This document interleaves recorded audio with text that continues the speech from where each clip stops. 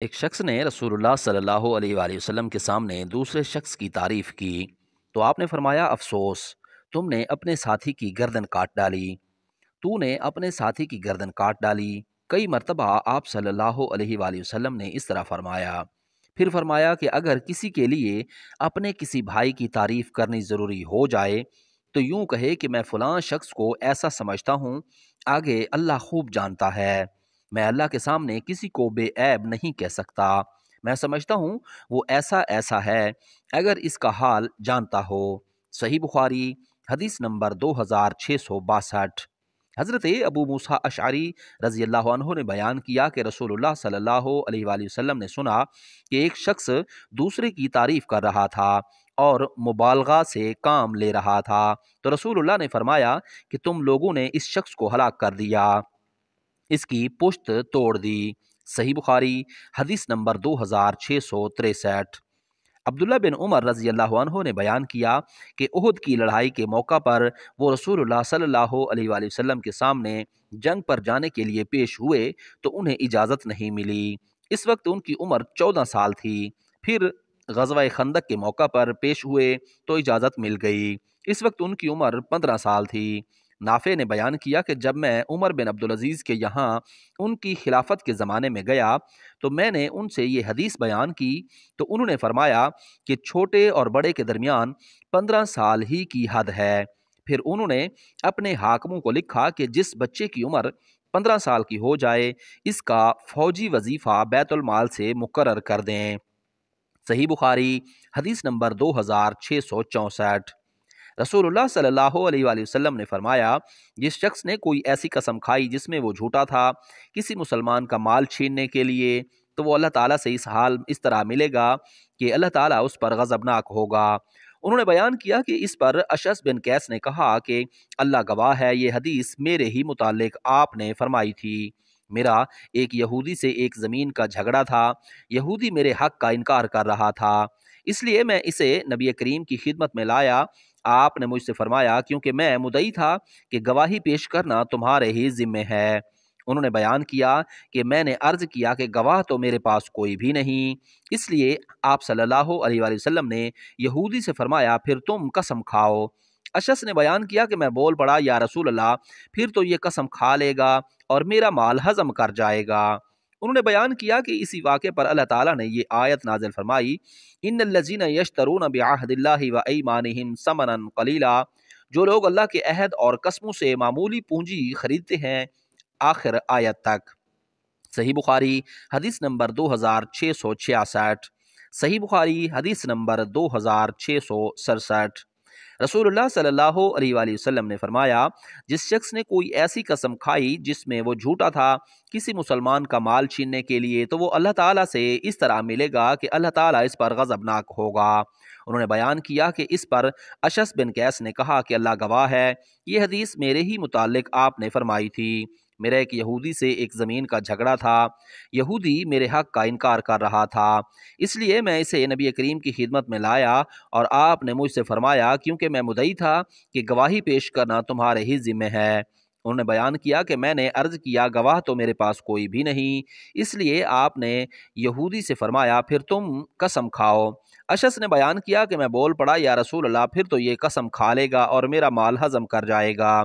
انہوں نے بیان کیا کہ اس واقعے پر اللہ تعالیٰ نے یہ آیت نازل فرمائی، ان الذین یشترون بعہد اللہ وایمانہم ثمنا قلیلا، جو لوگ اللہ کے عہد اور قسموں سے معمولی پونجی خریدتے ہیں، آخر آیت تک۔ حضرت عبداللہ نے کہا کہ جو شخص جھوٹی قسم کسی کا مال حاصل کرنے کے لیے کھائے گا تو اللہ تعالیٰ سے وہ اس حال میں ملے گا کہ اللہ پاک اس پر غضبناک ہوگا۔ اس کے بعد اللہ تعالیٰ نے اس حدیث کی تصدیق کے لیے یہ آیت نازل فرمائی، ان الذین یشترون بعہد اللہ وایمانہم، جو لوگ اللہ کے عہد اور اپنی قسموں سے تھوڑی پونجی خریدتے ہیں، عذاب علیم تک۔ پھر اشعث بن قیس ہماری طرف تشریف لائے اور پوچھنے لگے کہ ابو عبد الرحمن عبداللہ بن مسعود تم سے کون سی حدیث بیان کر رہے تھے؟ ہم نے ان کی یہی حدیث بیان کی تو انہوں نے کہا کہ انہوں نے صحیح بیان کی، یہ آیت میرے ہی بارے میں نازل ہوئی تھی، میرا ایک شخص سے جھگڑا تھا، ہم اپنا مقدمہ رسول اللہ کے پاس لے گئے تو آپ نے فرمایا کہ یا تم 2 گواہ لاؤ ورنہ اس کی قسم پر فیصلہ ہوگا۔ میں نے کہا کہ گواہ میرے پاس نہیں ہے، لیکن اگر فیصلہ اس کی قسم پر ہوا پھر تو یہ ضرور ہی قسم کھا لے گا اور کوئی پرواہ نہ کرے گا۔ نبی کریم نے یہ سن کر فرمایا، جو شخص بھی کسی کا مال لینے کے لیے جھوٹی قسم کھائے تو اللہ تعالیٰ سے وہ اس حال میں ملے گا، وہ اس پر غضبناک ہوگا۔ اس کی تصدیق میں اللہ تعالیٰ نے مذکورہ بالا آیت نازل فرمائی تھی، پھر انہوں نے یہی آیت تلاوت کی۔ صحیح بخاری حدیث نمبر 2669، صحیح بخاری حدیث نمبر 2670۔ ہلال بن امیہ نے نبی کریم کے سامنے اپنی بیوی پر شریک بن سمحا کے ساتھ تہمت لگائی تو آپ نے فرمایا، اس پر گواہ لا ورنہ تمہاری پیٹھ پر حد لگائی جائے گی۔ انہوں نے کہا، یا رسول اللہ، کیا ہم میں سے کوئی شخص اگر اپنی عورت پر کسی دوسرے کو دیکھے گا تو گواہ ڈھونڈنے دوڑے گا؟